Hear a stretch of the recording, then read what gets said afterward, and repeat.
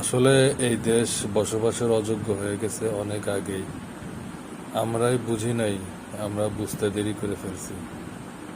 না হলে একটা এয়ারফোর্সের বিমান, প্রশিক্ষণ বিমান, তাদের লাইন আপ থাকে আবাসিক ভবন এবং অফিস আদালতগুলোর উপর দিয়ে।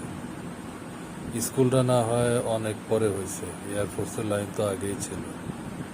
যারা স্কুল প্রতিষ্ঠা করছে তারাও তো কোনোদিন চিন্তা করে নাই যে এখান দিয়ে এই এত বড় বড় যুদ্ধ বিমানগুলা ওঠানামা করে, এখানে বাচ্চাদের স্কুল হবে।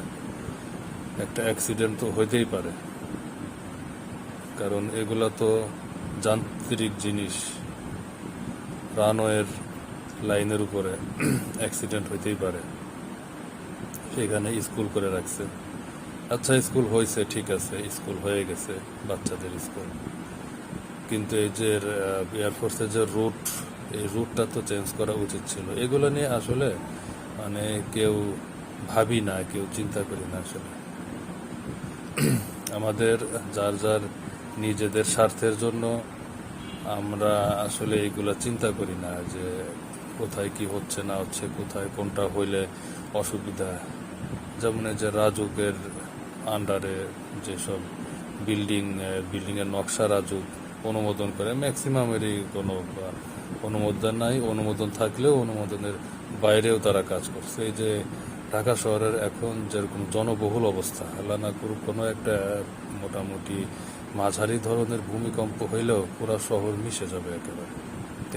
এগুলা নিয়ে তো আমরা সবাই জানি, কিন্তু এগুলা নিয়ে আমরা কেউ চিন্তা করতেছি না যে ঢাকার উপর থেকে চাপ কমানো। তারপরে আসলে যে একটা অ্যাক্সিডেন্ট এখন ঘটছে, এখন সবার টনক নড়বে, এখন সবাই হয়তো এগুলা নিয়ে চিন্তা করবে।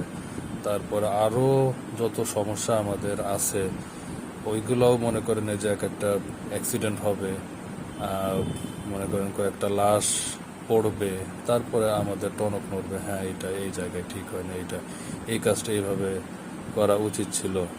যেমন এই যে উত্তরায় যে কিসের কবে যেন ফ্লাইওভার না এক্সপ্রেসওয়ের গার্ডার ভাইঙ্গে যে নিহত হয়ে গেছিল গাড়ির ভিতরে, এরকমই আর কি। মানে একটা অ্যাক্সিডেন্ট হবে আর টনক নড়বে, লাশ না পড়লে আমাদের হুঁশ হয় না।